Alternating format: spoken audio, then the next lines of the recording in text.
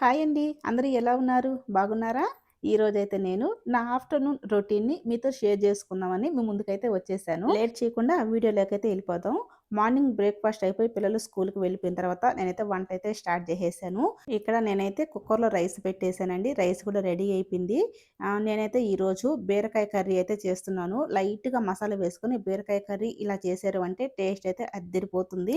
ఇంకా రెండో వైపు ఏంటంటే, మనం బీరకాయ పైన పొట్టు తీస్తాం గదా! ఆ పొట్టుని వేస్ట్‌గా పడేయకుండా ఇలా ఆయిల్‌లో ఫ్రై చేసి చట్నీ చేశారంటే టేస్ట్ అయితే అద్దిరిపోతుంది. ఈ రెసిపీ కావాలంటే మీకు మరొకసారి షేర్ చేస్తాను. వంట అక్కడ రెడీ అవుతుంది. ఇక్కడైతే నేను డైనింగ్ టేబుల్ అయితే సర్దుతున్నాను. పేరుకు డైనింగ్ టేబుల్ ఉందనే కానీ మేమైతే చాలా వరకు కిందే కూర్చో తింటాము. ఇక్కడ కూర్చో తినటం చాలా తక్కువన్నమాట. మా వారికి కిందే ఇష్టం. అందుకని చెప్పేసి మేము కిందే కూర్చొని భోజనం చేస్తాము. ఇంకా పిల్లలైతే ఇవన్నీ రోజు టేబుల్ పైన ఇలా పడేసి వెళ్ళిపోతుంటారు. ఇంకా పిల్లలు స్కూల్‌కి వెళ్ళిన తర్వాత ప్రతిరోజు మధ్యాహ్నం అయితే నేను టేబుల్ ఇలా సర్దేస్తాను. ఇవి నేను ఐస్ క్రీమ్ చేద్దామని చెప్పేసి మీషోలో తీసుకున్నాను. ఇందులో నేను 1 లేదా 2 సార్లేమో ఐస్ క్రీమ్ చేశాను. తర్వాత అయితే ఏం చేయలేదు. అలానే పెట్టేశాను. ఇక నేను మొన్న షాప్‌కి వెళ్ళినప్పుడు గాజులు ఇంకా ఏంటేంటియో తీసుకొనొచ్చాను. అవి కూడా నేను టేబుల్ మీదే పెట్టేశాను. ఇవి మీకు తర్వాత చూపిస్తాలెండి. ఇవన్నీ కూడా నేను తీసేసి డ్రెస్సింగ్ టేబుల్ దగ్గరైతే సర్దేశాను. ఇంకా ఇక్కడ చూసారా ఆయిల్ డబ్బా, మా వారి స్పెట్స్ అన్నీ గూడా ఇక్కడ చేతికి దగ్గరగుంటాయని జెప్పేసి అన్నీ గూడా ఇక్కడ పెట్టేస్తూ ఉంటారు. ఇంక నేను రోజు మధ్యాహ్నం సర్దేటప్పుడు ఇవన్నీ తీసి అవి ఎక్కడెక్కడ పెట్టాలో ఆ ప్లేసుల్లో అయితే పెట్టేస్తూ ఉంటాను. ఈ టేబుల్ పైన ప్లేట్లు, ఫ్రూట్సు, ఫుడ్డు తప్పక మిగతా సామాన్లన్నీ దీనిపైనే ఉంటాయి. ఫ్రూట్స్ అయితే ఫ్రిడ్జ్‌లో పెట్టేస్తాను. ఇక్కడైతే నేను ఎగ్స్‌ని నీట్‌గా వాష్ చేసి డబ్బాలైతే పెడుతున్నాను. ఇంతకుముందు ఎగ్స్ కవర్‌ని నేను ఇలానే ఓపెన్‌లో ఫ్రిడ్జ్‌లో అయితే పెట్టేది. ఒక వీడియో చూసాను. ఎగ్స్‌ని ఇలా ఓపెన్‌గా పెట్టకూడదంట. ఒక డబ్బాలో స్టోర్ చేసి దానిపైన మూత పెట్టి అప్పుడు ఉంచాలంట. లేకపోతే ఏదో సంథింగ్ ఏదో హెల్త్ పాడవుతదని జెప్పి అన్నారు. దాన్ని చూసినప్పటి నుంచి ఎందుకొచ్చిందిలే అని జెప్పేసి ఎగ్స్ అన్నీ ఇలా నీట్‌గా వాష్ చేసేసి ఒక డబ్బాలో పెట్టి దానిపైన మూత పెట్టి ఫ్రిడ్జ్‌లో అయితే పెట్టేస్తున్నాను. తర్వాత ఇక్కడ కొంచెం వాటర్ ఏసేసి టేబుల్‌నైతే నీట్‌గా తుడిచేస్తున్నాను. నేను రోజు మధ్యాహ్నం టైంలో వంట పూర్తయిన తర్వాత టేబుల్ అయితే నీట్‌గా ఇలా తడి పట్టేసి తుడిచేసి, ఇంకా నేను చేసిన ఫుడ్ మొత్తాన్ని కూడా ఒక గిన్నెలో తీసి పెట్టేసి టేబుల్ మీదయితే సర్దేస్తాను. ఈ టేబుల్ నీట్‌గా క్లీన్ చేసేసిన తర్వాత పిల్లల కోసం అయితే ఫ్రూట్స్ అయితే కట్ చేద్దామని చెప్పేసి జామకాయ, పప్పాయ అయితే ఇక్కడ పెట్టాను. నేను పపాయ నైటే కట్ చేసేసి బాక్స్‌లో పెట్టేసి మూత పెట్టేసాను. మా వారు కొన్ని తిన్నారు. ఇంకా మిగిలినయి ఇలా బాక్స్‌లో స్టోర్ చేసి ఫ్రిడ్జ్‌లో పెట్టేసాను. ఇంకా ఇప్పుడు పిల్లలొచ్చే టైం అయింది కదా! అందుకని చెప్పేసి కొన్ని పీసెస్ అయితే నేను ప్లేట్‌లో అయితే వేస్తున్నాను. ఎందుకంటే ఇవి ఎక్కువున్నాయి కాబట్టి ఇలానే పెట్టామనుకో వాళ్ళు తినేసి మిగతావి పడేస్తారు. అందుకని చెప్పేసి కొన్ని కొన్ని ప్లేట్‌లో పెట్టేసి ఇంకా మిగిలినవి నేను ఫ్రిడ్జ్‌లో పెడుతున్నాను. ఇంకా ఈవినింగ్ టైమ్‌లో కరాటీ క్లాస్‌కి వెళ్ళొచ్చిన తర్వాత మళ్ళీ తింటారన్నమాట. ఇక్కడ జామకాయ కూడా చెరొకటి కట్ చేసి ఇస్తున్నాను. ఇలా ప్లేట్‌లో కట్ చేసి ఇచ్చేసామనుకోండి నీట్‌గా తినేస్తారు. ఇంకా ఇవి ఫ్రిడ్జ్‌లో నుంచే తీసాం గాబట్టి, ఇంక ఫ్రిడ్జ్‌లో పెట్టాల్సిన అవసరం లేదు. పిల్లలేమన్నా చిన్న పిల్లలా అలానే ఇస్తే తినేసేరే కట్ చేయటం ఎందుకని మీరనుకోవచ్చు.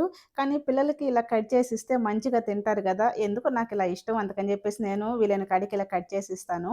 ఇంక పిల్లలు గూడా వచ్చారు గాబట్టి తినేస్తున్నారు. తినేసి కొంతసేపు అయిన తర్వాత అన్నం అయితే పెడతాను. ఇక్కడ నేను వంట చేసేసిన తర్వాత ఈ కర్రీసు, రైసు మొత్తం కూడా వేరే గిన్నెలో తీసి పెట్టేసి పక్కన పెట్టేస్తాను. అలా తీసి పెట్టేసి వాటిలిని కూడా కడిగేస్తే ఒక పనయిపోతుంది కదా! అందుకని జెప్పేసి నేనిక్కడ కర్రీ తీసి పెట్టేసాను. ఇంకా మరొక గిన్నెలో కూడా నేను రైస్ అయితే తీసి పెట్టేసాను. ఇక్కడైతే ఒక చిన్న బౌల్‌లో చట్నీ అయితే తీసి పెడుతున్నాను. ఈ చట్నీ మీరు గూడా ఒకసారి ట్రై చేయండి బావుంటది. ఇక్కడ మొత్తం గూడా వేరే గిన్నెలో తీసి పెట్టేసి, మేము తినేసిన తర్వాత ప్లేటులతో పాటు నేను ఫుడ్ చేసినా అవి గూడా కడిగేస్తాను. ఇంకా మధ్యాహ్నం పనైతే అయిపోతుంది. ఈవినింగ్‌కి పని చాలా తక్కువైపోతుంది కదా! ఇక్కడ మొత్తం గూడా నేను టేబుల్ మీదయితే సర్దేశాను. ఇలా సర్దిన తర్వాత కిచెన్‌ను గూడా నీట్‌గా అయితే క్లీన్ చేసేసుకున్నాను. చూసారు గదా! కిచెన్ ఇలా చూస్తే మనసుకి ఎంత ప్రశాంతంగా ఉంటుందో. ఈ పనులన్నీ మీరు రోజు చేసేయే. కాకపోతే నేనెలా చేస్తాను అనేది ఈ వీడియోలో షేర్ చేసుకుంటున్నాను అంతే. ఇంక మా వారైతే రోజు మధ్యాహ్నం భోజనంకైతే ఇంటికి రారండి. ఎప్పుడో ఒకసారి మాత్రమే వస్తారు. ఇంక మేము ముగ్గురమే రోజు కలిసి తింటామన్నమాట. అందుకని చెప్పేసి పిల్లలకు ఏసేసి నేను గూడా ప్లేట్‌లో అయితే రైసు, కర్రీ, చట్నీ అయితే పెట్టేసుకుంటున్నాను. ఈ చట్నీ పెట్టుకొని అందులో కాసంత నెయ్యి వేసుకొని కలుపుకొని తింటే ఉంటుందండి. అబ్బో! నాకిప్పుడు చూస్తుంటేనే నోట్లోంచి నీళ్ళొచ్చేస్తున్నాయి. కర్రీ కంటే కూడా ఇక్కడ ఈ చట్నీ టేస్ట్ అయితే అద్దిరిపోయింది. ఇంకా అన్నం మొత్తం కూడా ఈ చట్నీతో తినేస్తే కర్రీ వేస్ట్ అయిపోద్ది కదా! అందుకని చెప్పేసి కొంచెం కర్రీ యేసుకొని నేను పిల్లలిద్దరమే కలిసి తిన్నామన్నమాట. ఇంకా తినిన తర్వాత చాలా అయితే చాలా పనులున్నాయి ఈరోజు. నేను మామూలుగా భోజనం చేసేసిన తర్వాత ఒక గంట లేదా 2 గంటల పాటు పడుకుంటాను. ఈరోజు పడుకునేదానికి అస్సలు కుదరదు. ఎందుకంటే ఈరోజు బీరువాలో బట్టలన్నీ పిల్లలు కొంచెం పిచ్చి పిచ్చిగా చేసేశారు. దాన్నంతా సర్దాలని జెప్పేసి అనుకున్నాను. ఇంక ఈ బట్టలు గూడా నేను 2 డేస్ నుంచి ఉతికినవి ఫోల్డ్ చేయకుండా అలానే చైర్‌లో వేసేసాను. అవన్నీ ఏసేసుకొని ఇంకా బీరువాలో బట్టలన్నీ కూడా కింద పడేసేసి, ఈ మొత్తం బట్టల్ని ఫోల్డ్ చేస్తూ ఉన్నాను. పిల్లల్ని కొద్దిగా హెల్ప్ చేయమంటే, వాళ్ళు చేసేది తక్కువ, వాటిల్ని విసిరేసేది ఎక్కువ. అందుకని చెప్పేసి వాళ్ళని బయటికి పంపించేసి, నేనైతే కూర్చొని వీటిలన్నిటిని నీట్‌గా ఫోల్డింగ్ అయితే చేసేసాను.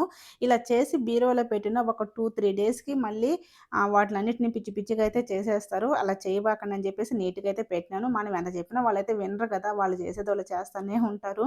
అసలేంటో ఆడవాళ్ళకి ఈ పనులు. క్షణం తీరికుండదు, రూపాయి ఆదాయం ఉండదు అన్నట్టు చూసేదానికి ఖాళీగానే కనిపిస్తాం గానీ, కనిపించం. చూసేవాళ్ళు అలా ఖాళీగా ఉన్నామని అనుకుంటారు. అంతే మనకైతే ఖాళీయే ఉండదు. పొద్దుగుకులు చేస్తా ఉంటే పని వస్తనే ఉంటది. ఒకదాని ఎమ్మడ ఒకటి అసలు ఏందో క్యూ కట్టినట్టు వస్తా ఉండయి. ఇవన్నీ చేసేసరికి మన తల ప్రాణం తోక్కొచ్చేస్తదనమాట. మేమున్న హౌస్‌లో సెల్ఫ్‌లనేది తక్కువిచ్చారండి. అందుకని మాకు బట్టలు సెల్ఫ్‌లో సరిగ్గా పట్టవు. అందుకని జెప్పేసి కొంచెం ఎలికలు కూడా ఉన్నాయి గదా! అని జెప్పేసి నేను బట్టలన్నీ కూడా వీలైన కాడికి బీరువాలోనే పెట్టేస్తాను. ఇంకన 2 బీరువాలు హాల్లోనే పెట్టేసాను. మాకు బెడ్‌రూమ్‌లో 2 మంచాలు వేస్తాం గదా! అవే సరిపోతాయి. అందుకని జెప్పేసి 2 బీరువాలు హాల్లోనే ఉంటాయి. మాకు హాల్లోనే దేవుడి మందిరం చిన్నదైతే ఇచ్చేశారు. అందుకని జెప్పేసి ఇక్కడే బీరువాలైతే ఉంటాయి. బట్టలు మొత్తం గూడా ఇలా ఫోల్డ్ చేసేసిన తర్వాత బీరువాలైతే సర్దేస్తున్నాను. బీరువాలో ఇట్లా నీట్‌గా తుడిచేసి దుమ్మయితే ఏముండదు. కాపోతే ఏదో అట్లా తుడిస్తే ఒక చిన్న సాటిస్ఫాక్షను. అలా తుడిచిన తర్వాత ఇక్కడ కాయిన్ అయితే ఏస్తున్నాను. ఇది ఇప్పుడు ఏసేది కాదు. మనం కొత్త బీరువా తెచ్చినప్పుడు కొంతమంది చేత కాయిన్స్ అయితే ఏపిస్తాం గదా!